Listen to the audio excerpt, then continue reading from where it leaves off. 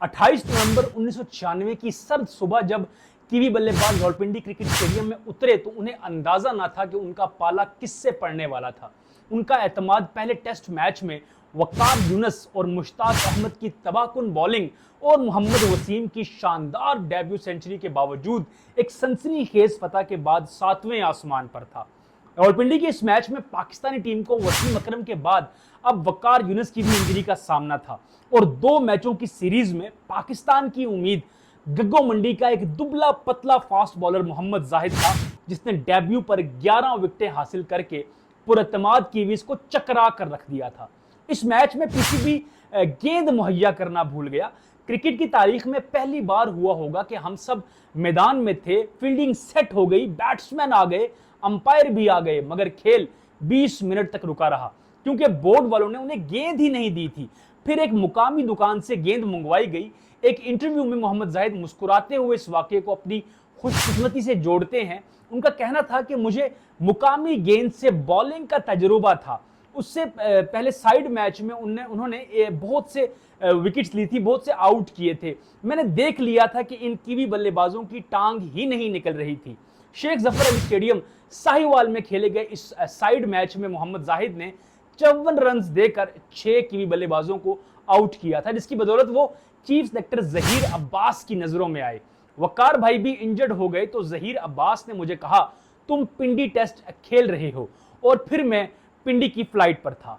नए और पुराने गेंद के साथ यकसा काट कई पाकिस्तानी इंटरनेशनल क्रिकेटर्स की ग्रूमिंग और डोमेस्टिक क्रिकेट में शोएब अख्तर, मोहम्मद जाहिद दोनों की कोचिंग करने वाले सभी अजहर का कहना था कि मोहम्मद जाहिद नए और पुराने गेंद के साथ यकसा मौसर थे। जाहिद उस वक्त आने वाले सारे बॉलर्स से आगे था, तेज बॉलिंग करता था और ज़हीन था। उसकी आर्म स्पीड बहुत अच्छी थी और पेस के साथ गेंद स्विंग करता था। वैसे शोएब अख्तर की भी बहुत थी, लेकिन उसकी स्विंग इतनी नहीं थी जितनी जाहिद करता था। मेरी कोचिंग में वो तब आया जब पाकिस्तान के लिए खेल चुका था। सभी अजहर का यह भी कहना था कि जेन्युइन फास्ट बॉलर पैदाइशी होते हैं, कोई कोच उन्हें नहीं बता सकता। जाहिद भी एक ऐसा ही नेचुरल टैलेंट था, मगर लंबा चलने के लिए इस पे काम करने की जरूरत होती है। न्यूजीलैंड के खिलाफ सीरीज के बाद पाकिस्तान ने ऑस्ट्रेलिया में ट्रायंगुलर सीरीज खेली, जहां तीसरी टीम वेस्ट इंडीज थी और यहां क्रिकेट के प्रिंस ब्रायन लारा का पाला मोहम्मद जाहिद से पड़ा।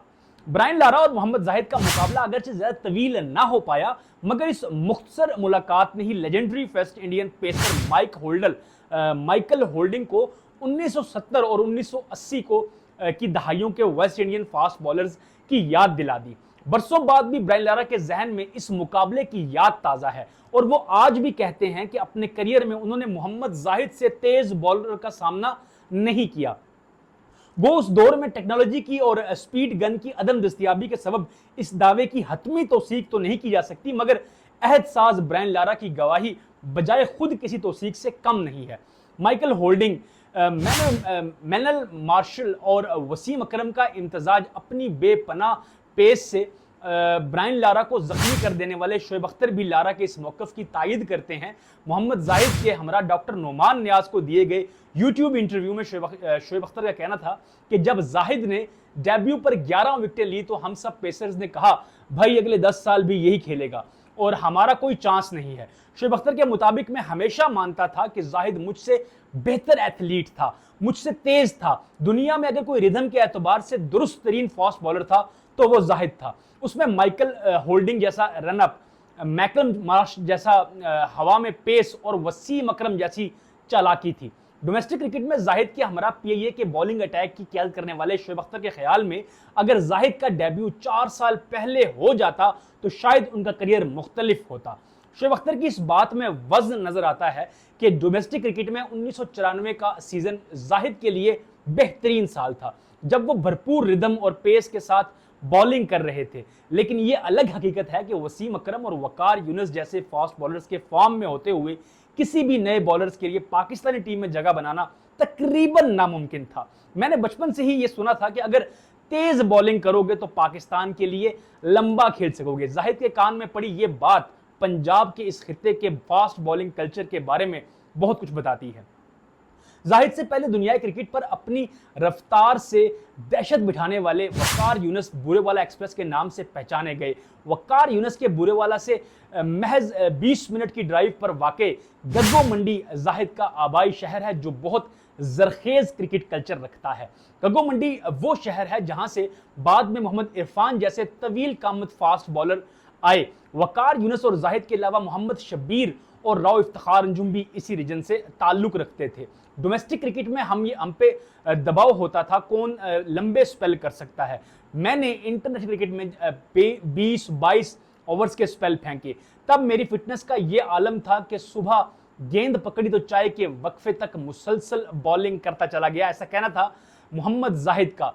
किस्मत की सितम ज़रीफी देखें कि जहां दुबले पतले जिस्म के साथ इस कदर तेज और मुतवातर बॉलिंग कभी भी मोहम्मद जाहिद की इंजरी का बाइस ना बनी, वहीं फील्डिंग प्रैक्टिस का एक सेशन इन पर ऐसा भारी पड़ा कि कमर ही टूट गई।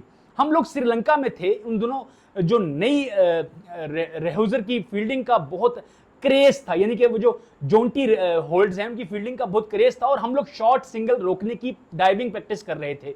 श्रीलंका के ग्राउंड्स रेतले होते हैं। मेरी चेस्ट रेत में धंस गई, टांगें फोल्ड होकर कमर पर आ गई और सांस ही रुक गई।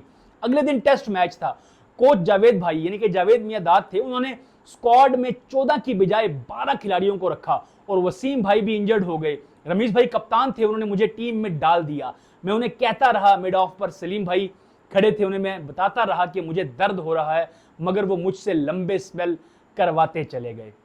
जाहिद मैच के बाद जब वो डॉक्टर के पास गए तो उन्होंने बताया कि अगर वो इतने दर्द में मैच ना खेलते तो ये चोट कुदरती तौर पर ठीक हो सकती थी, मगर तब तक सर्जरी जरूरी हो चुकी थी।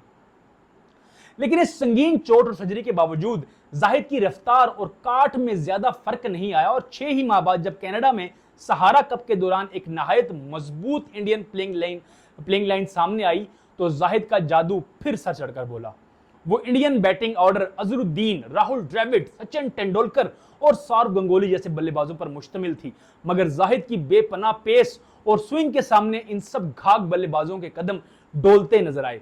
सभी अजहर कहते हैं कि जब कोई बॉलर इतनी ज्यादा रफ्तार से गेंद को स्विंग करने लगता है तो अच्छे अच्छे बल्लेबाजों के लिए भी संभलना मुश्किल हो जाता है और उसकी नेचुरल इन स्विंग थी और रफ्तार तो बहुत ज्यादा थी। पहले ही मैच में 11 विकेट लेने वाले मोहम्मद जाहिद के पहले मैच में जिस तरह रावलपिंडी के शायकीन ने उनकी हर गेंद पर दाद दी, उससे यह गुमान भी हो सकता था कि शानदार क्रिकेटर का 7 साल इंटरनेशनल करियर फकत 5 टेस्ट मैचों तक ही महदूद रह जाएगा। कई बरस पहले डॉन के साथ एक इंटरव्यू में जाहिद ने शिकवा किया था कि बोर्ड को उनकी शक्ल पसंद नहीं थी। मैं डोमेस्टिक क्रिकेट में जान मारता रहा मगर मुझे दोबारा मौका नहीं दिया गया।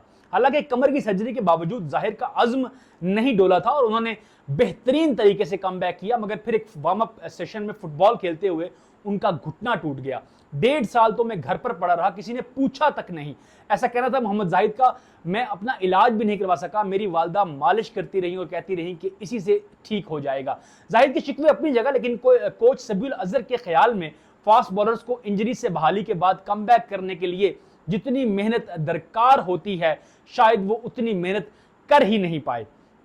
उसका एक्शन का मसला था। फ्रंट फुट लैंडिंग और बैक फुट लैंडिंग एक लाइन में नहीं थी। उसका फ्रंट फुट बिल्कुल बाहर निकल जाता था। इस एक्शन पे काम करने की जरूरत थी जो नहीं हो पाया।